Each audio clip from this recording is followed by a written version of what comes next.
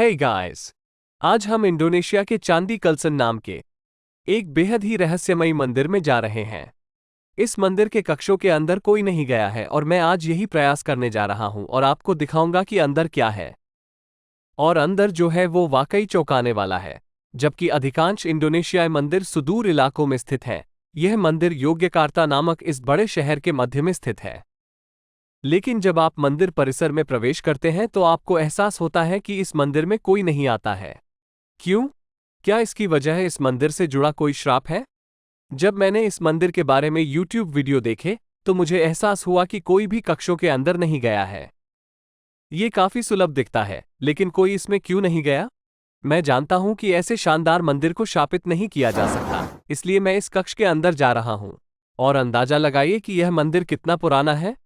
Archaeologists ने confirm की है कि इसका निर्माण 778 ईस्वी में शुरू हुआ था, यानी यह लगभग 1250 साल पुराना है। यह इस क्षेत्र के मंदिरों में से एक है, लेकिन यहाँ पेच है। यह कोई हिंदू मंदिर नहीं, बौद्ध मंदिर है। लेकिन इसमें एक बड़ा मोड़ यह है कि यह मंदिर भगवान बुद्ध के लिए नहीं बनाया गया था, ये तारा नामक महिला बौद्ध भगवान के लिए बनाया गया था। क्या इस कक्ष के अंदर तारा की मूर्ति है? चलो पता करते हैं। ये दरवाजा बंद नहीं है, इसलिए मैं बस इस मुड़े हुए तार को खोल रहा हूं और अंदर जा रहा हूं। यह एक अजीब ऊर्जा वाला एक बहुत ही अजीब कक्ष है। यहां कोई मुख्य मूर्ति नहीं है, वास्तव में किसी भी मूर्ति का कोई निशान नहीं है। क्या इस कक्ष में मूर्तियां थीं? या इसका उपयोग किसी अन्य उद्देश्य के लिए किया गया था?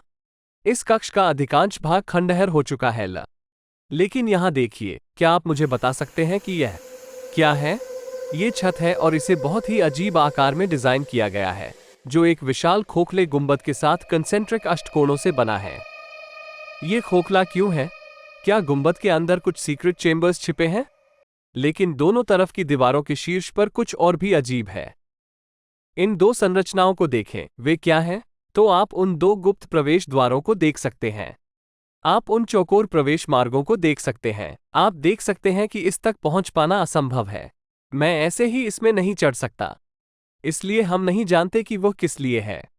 दूसरी तरफ आप फिर से एक चौकोर खिड़की देख सकते हैं, है ना? वहां कुछ है। यह उस कक्ष और इस कक्ष के बीच एक संबंध है, ठीक है? तो उन कक्षों के अंदर कुछ रहस्य है, लेकिन हम नहीं जानते कि यह क्या है। इस कक्ष के फर्श स्तर से ये दो खिड़कियां 15 फीट की ऊंचाई पर रखी गई हैं और दीवारें चिकनी हैं, इसलिए इस तक पहुंचना असंभव है। एक क्लोज-अप विश्लेषण कुछ अजीब विवरण दिखाता है।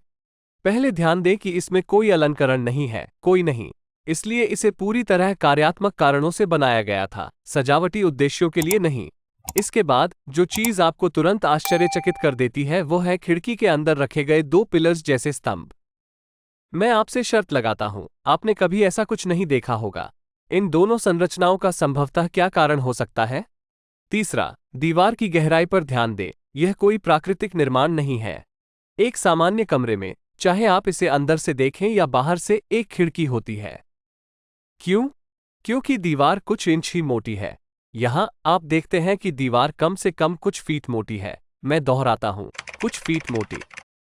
और जबकि यह खिड़की इस तरफ है, उन्होंने दूसरी तरफ एक और खिड़की बनाई है। और ध्यान दें कि दूसरी तरफ से दूसरी खिड़की से भी रोशनी कैसे आती है। अंत में, ये बिल्कुल भी खिड़कियां नहीं हैं, जिसका अर्थ है कि इनका उपयोग वेंटिलेशन पर्पस के लिए नहीं किया जाता है। ये कक्षों या कमरों में से एक है, और इस मंदिर में कई कमरे हैं, है ना? हम घर के अंदर अलग अलग कमरों के बीच खिड़कियां नहीं लगाते। इसके बारे में सोचें, आपके बेडरूम और लिविंग रूम के बीच कोई खिड़की नहीं है। हम ऐसा कभी नहीं करते। ताजी हवा पाने के लिए हम बाहरी दीवारों पर ही खिड़कियां बनाते हैं, लेकिन ये खिड़की उसी मंदिर के अंदर दूसरे कक्ष से जुड़ती है। ये बहुत अजीब है। फिर कोई भी ऊपर चढ़कर उस ऊंचाई तक नहीं पहुंच सकता, तो इसका उपयोग किस लिए किया गया था? इसे पूरी तरह से समझने के लिए आइए मैं इस कक्ष से बाहर निकलूं और दूसरी तरफ अगले कक्ष में जाऊं। लेकिन जैसे ही मैं इस एरिया में पहुंचता हूं, मुझे एहसास होता है कि कुछ अजीब है।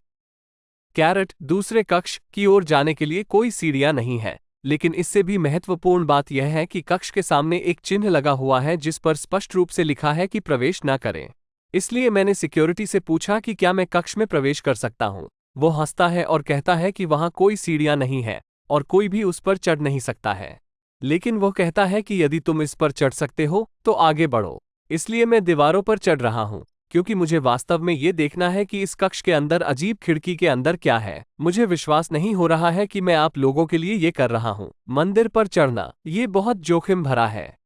यह उतना ऊंचा नहीं है, लेकिन अगर मैं गिरूं तो मेरी कुछ हड्डियां टूट सकती हैं। जैसे ही मैं इसके पास जाता हूं, मुझे ये बोर्ड दिखाई देता है जिस पर लिखा होता है कि प्रवेश न करें। मैं एक पतले तार से बनी एक अस्थायी कुंडी भी देख सकता हूं, जो दरवाजा बंद कर रही है। शीर्ष पर कुछ अजीब है। वहां देवी लक्ष्मी कमल के फूल पर बैठी हैं। ये चौंकाने वाली बात है। यदि यह एक बौद्ध मंदिर है, तो हम इस प्रवेश द्वार के शीर्ष पर इस हिंदू देवी की नक्काशी क्यों देख रहे हैं? लेकिन जैसे ही मैं दरवाजे से देखता हूं, तुम्हें वो दिखता है? हाँ, यही वो विंडो है जिसे हम खोज रहे हैं। ये पेडिस्टल के ठीक ऊपर स्थित है, और यह उस पिछले कक्ष से जुड़ा है जिसे हमने देखा था। और अब मैं न केवल इस कक्ष के अंदर जा रहा हूँ, बल्कि मैं अजीब खिड़की के अंदर भी जा रहा हूँ। मैं अंततः उसके अंदर चढ़ने जा रहा हूँ और देखूंगा कि अंदर क्या छिपा है। अगर मैं बस इस चौकी पर चढ़ जाऊं, तो मुझे इस अजीब खिड़की का बहुत अच्छा नजदीक से व्यू दिखाई देगा। पिछले कक्ष से इस तक बिल्कुल भी नहीं पहुंचा जा सकता था। याद है ये 15 फीट ऊंचा था? लेकिन मैंने तुमसे कहा था, हर चीज किसी कारण से बनी होती है। कोई भी कभी खिड़की नहीं बनाता, कोई उस तक पहुंच नहीं सकता, है ना? तो मैंने तुम्हें साबित कर दिया है कि इस खिड़की तक इस तरफ से पहुंचा जा सकता है। लेकिन किस लिए उद्देश्य? अंदर बेहद अंधेरा है और यहां तक पहुंचना बहुत अजीब लगता है। लेकिन देखो, ये लगभग 5 से 6 फीट गहरा होगा। मुझे एहसास ही नहीं हुआ कि मैं सचमुच इसके अंदर सो सकता हूँ। इतनी जगह है। यह कोई खिड़की नहीं है। यह एक छोटे से कक्ष की तरह है जहां मैं छिप सकता हूं या बैठ सकता हूं और ध्यान कर सकता हूं।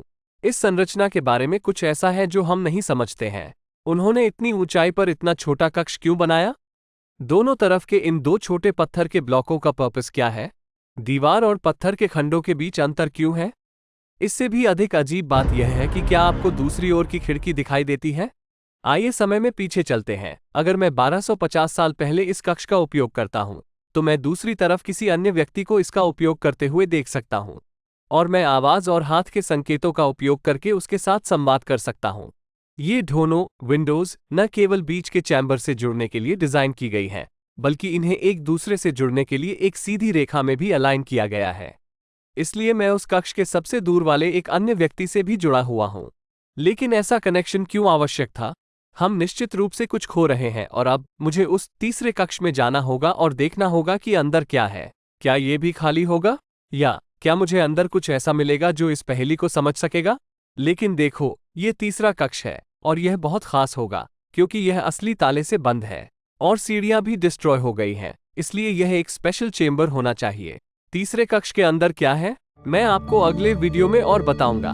मैं प्रवीण मोहन हूँ। देखने के लिए बहुत बहुत धन्यवाद। सब्सक्राइब करना न भूलें, और मैं जल्द ही आपसे बात करूंगा। बाय।